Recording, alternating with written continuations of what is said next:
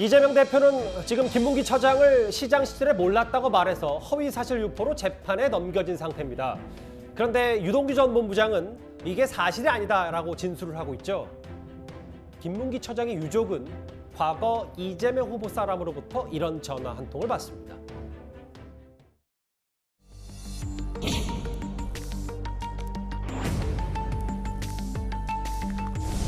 하위 직원이기 때문에 저는 기억에 남아있지 않는 사람이었는데 아니, 저는 기억이 없어요. 그걸 굳이 부인할 필요도 없고.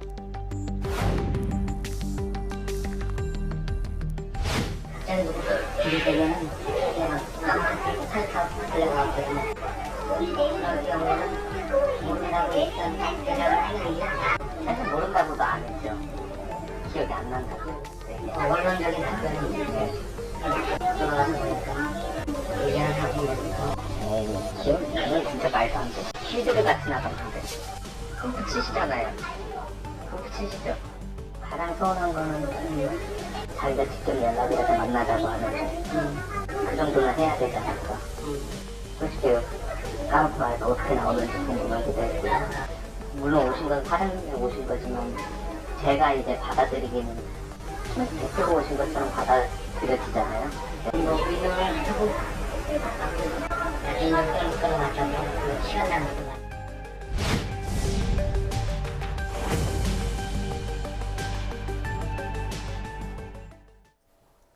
제가 굳이 뭐 추가 설명까지 할 필요가 있나 싶을 정도로 여러 가지 내용들이 고스란히 저 녹음 파일에 있기 때문에 고 김민구 처장 유족과 이재명 대표 측, 당시 후보 측의 인사가 통화를 했다.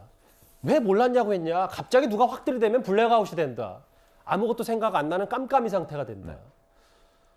아유, 원론적인 답변이다. 돌아와서 보니까 미안하다. 이 해명, 이 설명, 녹음 파일 내용 어떻게 들으셨어요? 잘 아시다시피 어떻게 블랙아웃이 될까? 이런 거는요. 우선 저게 이제 김문기 전 처장 문제였잖아요. 김문기 전 처장이 그 극단적 선택을 한 날짜가요. 작년 12월 21일입니다. 그리고 김문기 전 처장을 이재명 후보가 모른다고 얘기했던 거는 그 다음 날이에요.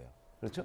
그러니까 지금 김문기 전 처장의 유족들이 문제 제기하고 있는 것은 아니 어떻게 김문기 전 처장을 2015년 1월 달에 그 10박 11일 호주 뉴질랜드 출장을 같이 갔다 오고 골프까지 같이 치고 더군다나 그 성남도시개발공사의 대장동과 관련한 핵심 실무 인력입니다. 그런데 성남시장이 그걸 모른다고 할 수 있느냐? 이제 이런 의문 제기인데 자, 그 문제 때문에 21일 날 극단적 선택을 했는데 그 자리에서 바로 누군가로부터 이재명 후보가 질문을 받고 정말 블랙아웃이 돼서 이렇게 얘기를 했다고 하면 뭐 어느 정도 인정할 부분이 있을지 모르겠어요. 예. 그러나 그게 아니고 실질적으로 모른다고 한 부분은 그 다음 날입니다. 그러니까 다음 날 방송에 나가서 내 하위 직원이기 때문에 모른다 이렇게 얘기를 했기 때문에 예. 이 블랙아웃 때문에 뭐 갑자기 누가 질문을 해서 블랙아웃 때문에 그렇게 답변할 수밖에 없었다는 주장은 그냥 뭐 일종의 원론적인 답변이 아니고요.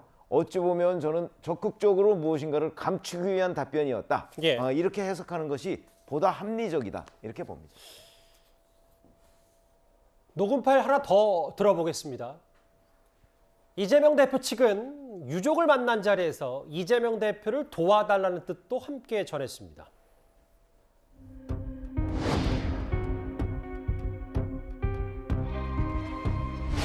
이제 그만 회사 사표 내고 이제 캠프 외곽에서 들어가서 좀 도우려고 이제 있어요 지금. 네, 그죠. 또 그래서 제 입장에선 나를 임명해준 양반인데 그래서 가서 명절 휴가 연휴 때 좀 한번 뵐까 이제 그런 생각을 했었는데 요즘 바쁘신 건 없으세요? 말일에 보자는 말씀이시죠? 2월 2월 2일. 제가 저번에 여쭤봤던 거에 대한 답 가지고 와주실 수 그걸 있어요? 좀 제가 좀 후보님 또는 후보 가장 주변에서 후보 생각을 함께 할 수 있는 그런 친구들하고 얘기 정확하게 들어가지고 네. 그 말씀을 드릴게요. 그럼. 네, 일주일이 지났잖아요. 네? 예. 네, 저도 결정을 해야 되니까.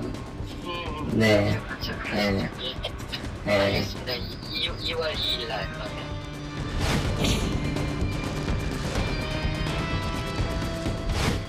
마지막에 해야 돼. 이재명 대선 후보가 낙마하면 그 캠프 쪽 인사들은 어떻게 되는 거예요?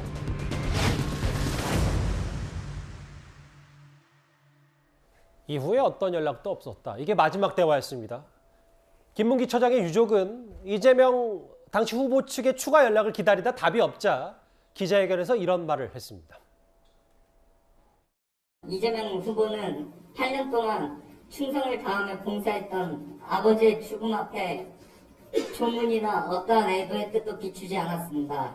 그 모습을 보고 이재명 후보님의 연락을 기다리던 저희 가족은 다시 한번 철저한 배신감을 느끼며 진실을 밝히는 게 도리라고 생각했습니다. 두 가지 녹음 파일을 차례로 들어봤는데 유족에 연락을 했고 유족을 만났고 추가 연락이 없고 유족 기자회견을 열었다.